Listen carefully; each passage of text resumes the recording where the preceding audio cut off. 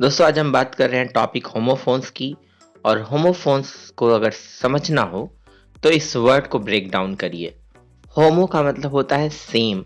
आपने साइंस में पढ़ा होगा समांगी मिश्रण विषमांगी मिश्रण। होमोजेनस, होमो मीन्स सेम, और फोन्स का मतलब होता है साउंडिंग या प्रोनाउंसिएशन। तो same sounding words with different spelling and utterly different meanings are called homophones। यानी दोस्तों ऐसे वर्ड्स जिनके स्पेलिंग तो डिफरेंट हो, मीनिंग पूरी तरह डिफरेंट हो, बट उनके फोन्स यानी साउंड्स सेम हो, उन्हें बोलते हैं होमोफोन्स। और इसी वजह से इन वर्ड्स को दे ले करके ऑफन कंफ्यूजन हो जाता है। इसी वजह से कभी कभी इसे ये भी कहते हैं वर्ड्स ऑफन कंफ्यूज्ड। आज की वीडियो में हम बात कर रहे हैं कुछ इंपॉर्टेंट क्वेश्चंस की जो बोर्ड एग्जाम्स में रिवाइज्ड पैटर्न में पूछे गए हैं लगातार। तो चलिए बिना डिले के शुरू करते हैं। मैं हूं शिशिर और आप देख रहे हैं इंग्लिश पेज। आज का पहला वर्ड है दोस्तों ब्रेक और ब्रेक।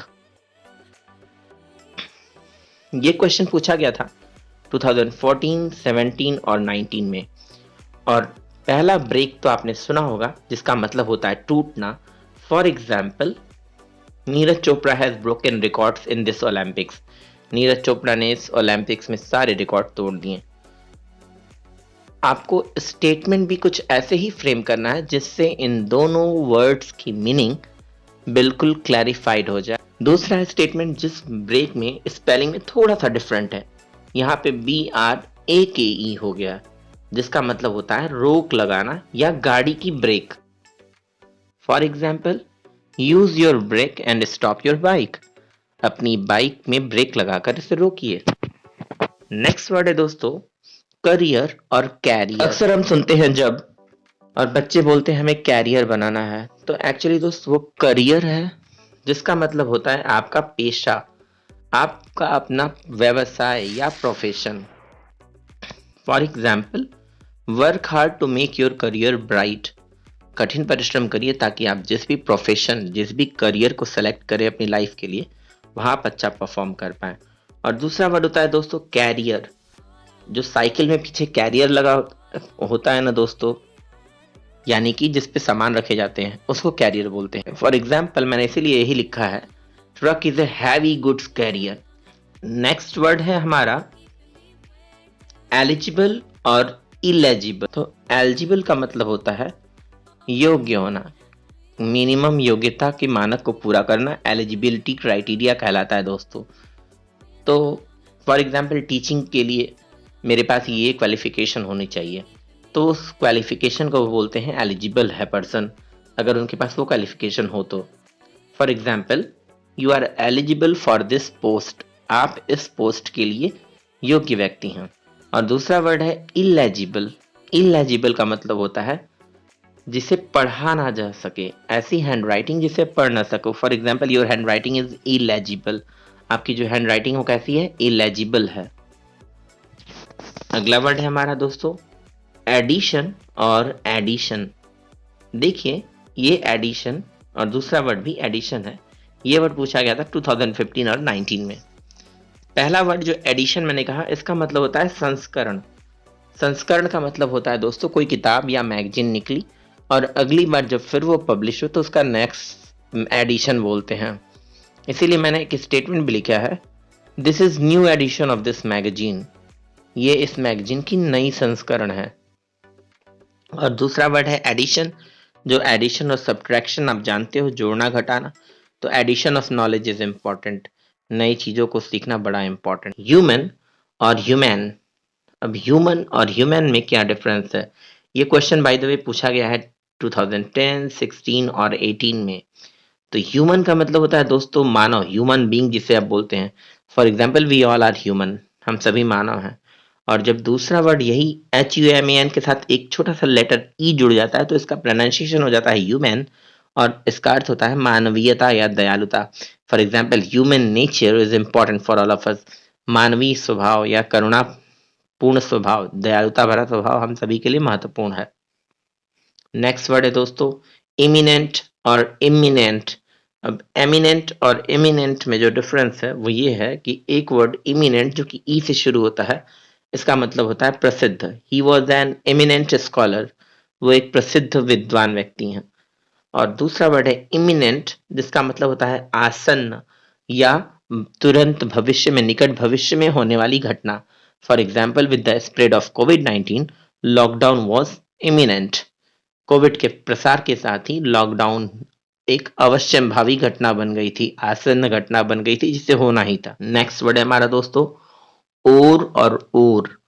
अगर ओर की बात करें तो इसका मतलब होता है नाव का चप्पू, यानी जिससे नाव को हम रो करते हैं, रोइंग का काम करते हैं। These oars of the boat are very strong. इस बोट के ये जो ओर्स हैं, चप्पू हैं, बड़े मजबूत हैं। और जो दूसरा वर्ड होता है ओर दोस्तों, ये मेटलर्जी से रिलेटेड है। मिनरल ओर्स होते हैं, यानी कि अयस्क। Metal ores are extracted from mines, या मेटल ओर इज एक्सट्रैक्टेड, मैंने यहाँ पे लिखा हुआ है। 2014 और 19 में क्वेश्चन पूछा गया था दोस्तों। नेक्स्ट क्वेश्चन है हमारा सीज और सीज। 2006 और 7 में कॉन्जिक्यूटिव ईयर्स में पूछा गया। पहला जो सीज है, SEIZE, सीज, इसका मतलब होता है कब्जा करना। For example, the godown was seized by police. जो गोडाउन था उसे पुलिस ने सीज कर लिया। और दूसरा CASE का अर्थ होता है दोस्तों बंद करना। For example, don't cease to strive for excellence. Excellence के लिए स्ट्राइव करना, यानी कि एफर्ट करना। सीज मत करो, बंद मत करो। श्रेष्ठता के लिए प्रयास करना, बंद मत करो। नेक्स्ट क्वेश्चन है दोस्तों हमारा वेल, वेल एंड वेल। देखिए, तीनों ही वर्ड ऑलमोस्ट सेम साउंडिंग है।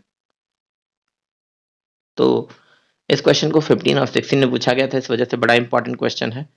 तो एक VALE, वेल का मतलब होता है वैली का शॉर्ट फॉर्म समझ लो। वैली बोलते हैं घाटी को आप लोग, उसका शॉर्ट फॉर्म ही समझ लो इसे वेल, इस तरह से याद रख लो। VALE, वेल मतलब घाटी। She kept wandering in the vale, वो घाटियों में घूमती रही। यहाँ पे वांडर वर्ड है दोस्त, WANDER, वंडर नहीं है, WANDER नहीं है।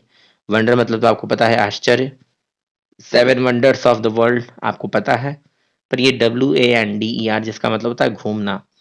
She kept wandering in the vale, वो घाटियों में घूमती रही। दूसरा वर्ड है VEIL, वेल, जिसका मतलब होता है दुपट्टा या घूंघट।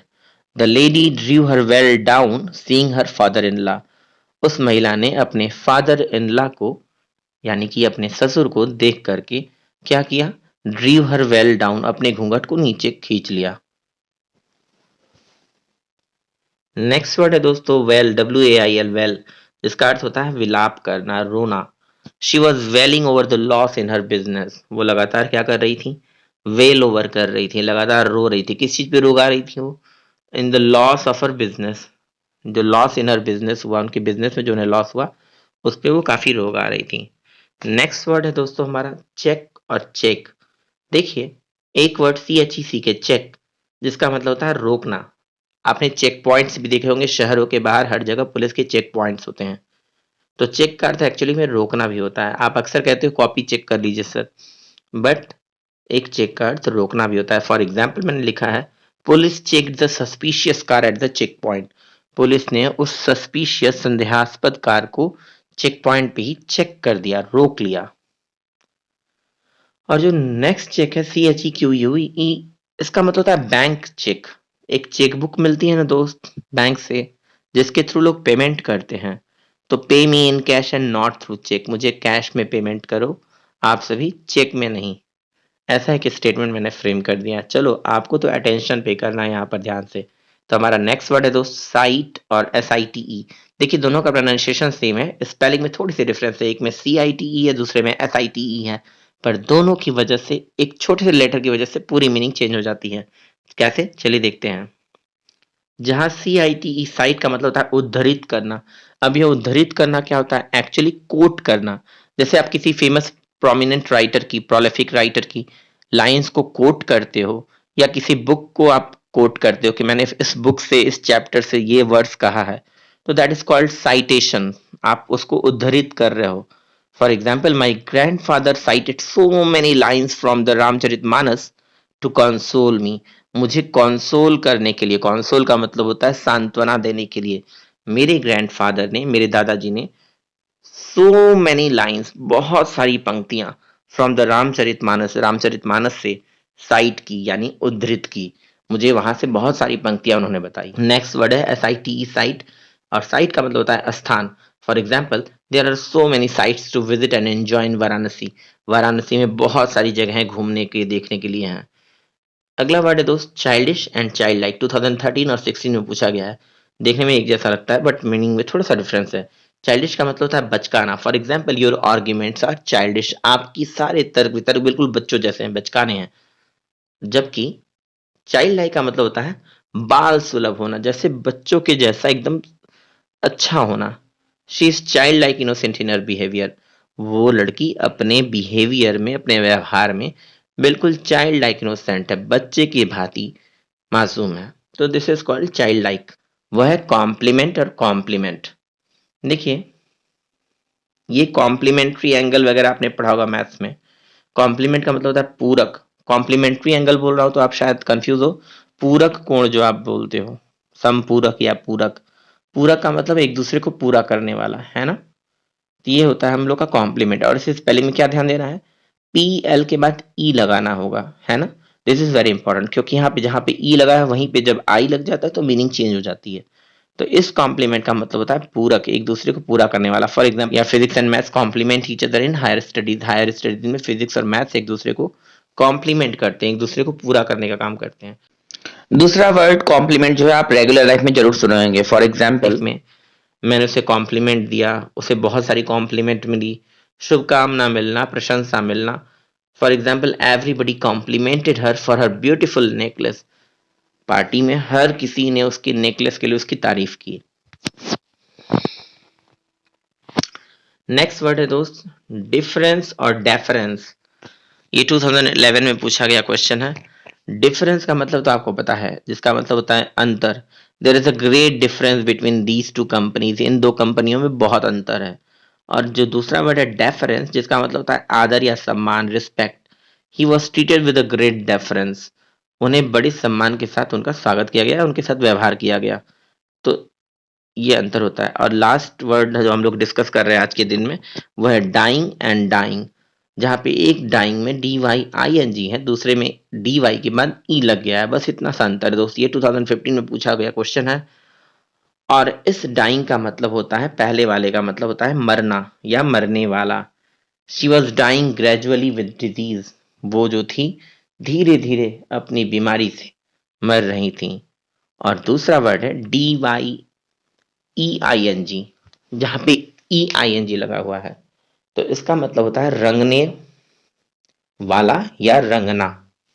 For example, they were dyeing the cloth in different colours, वो लोग अलग अलग कलर्स में कपड़े को क्या कर रहे थे, डाई कर रहे थे, यानी कि रंग रहे थे। तो आज के लिए सिर्फ इतना ही। और मेरा एक क्वेश्चन है, आपको बताना है difference between SEEM and SEAM, seem और सीम में अंतर आपको बताना है। आई होप आपने वीडियो को एंजॉय किया होगा। Thanks for watching, take care and keep learning.